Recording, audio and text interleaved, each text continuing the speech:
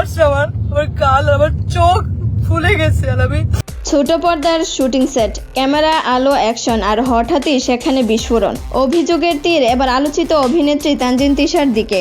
অভিযোগ তুলেছেন ছোট পর্দার আরেক পরিচিত মুখ সামিয়া অথৈ। সামিয়া অথৈয়ের দাবি, শুটিং সেটেই তাকে উদ্দেশ্যপ্রণোদিতভাবে মারধর করা হয়েছে অকথ্য ভাষায় গালিগালাজ। ঘটনার পর ফেসবুক লাইভে এসে নিজের রক্ত হাত ও ফুলা চোখ দেখান তিনি। উনি জানি না আসলে উনি কিছু খাইছে কিনা, কারণ উনি গতকালকেও খুব উইয়ার্ড আচরণ করছে। ক্যাপশনে লেখেন, শুটিং সেটে তানজিন তিশা কেন আমাকে মারলো, এর সঠিক বিচার চাই, সম্মান সবার প্রাপ্য।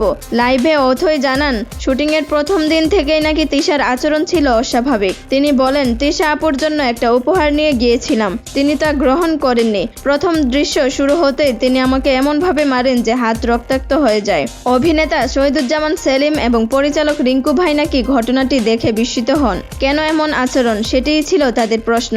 40 মিনিট 50 মিনিট এরকম বাথরুমের মধ্যে আটকা থাকতো, কি খায় না খায় আমরা জানি না, ওনার গায়ে থেকে গন্ধ আসে। অভিযোগের আরো গভীরে গিয়ে অথৈ ইঙ্গিত দেন পুরনো শত্রুতার দিকে। তার দাবি, এর আগে যখন তিনি মুশফিক আর ফারহানের সঙ্গে কাজ করতেন তখন তিশা নাকি তাকে হুমকি দিতেন, বলতেন ফারহান আমার জামাই হয়। শুধু অথৈ নন, অভিযোগ অনুযায়ী কেয়া পায়েল সহ আরো কয়েকজন অভিনেত্রী এমন হুমকির মুখে পড়েছেন। সবচেয়ে নাটকীয় মুহূর্ত আসে শেষ দৃশ্যে। চিত্রনাট্য অনুযায়ী একটি চর মারার দৃশ্য ছিল।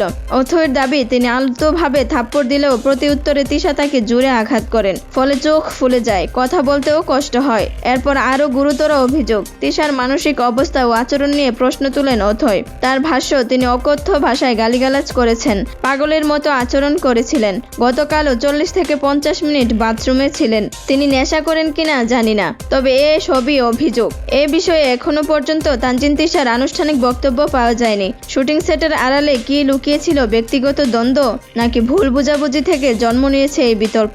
সত্য এখনো অজানা, কিন্তু শোবিজ অঙ্গনে আবারও প্রশ্ন, ক্যামেরার সামনে হাসি আর ক্যামেরার পেছনে ঝড়।